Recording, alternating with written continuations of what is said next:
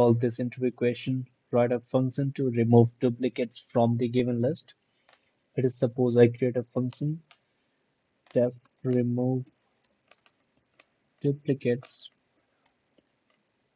and we are passing a list, and then we would be returning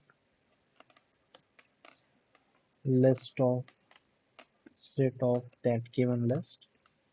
Let us suppose given list is equal to 1 2 3 4 5 1.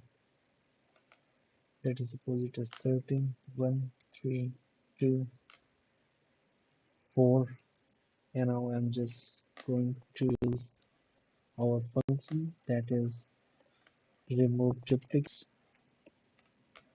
and I'm passing this list given list, and here we go.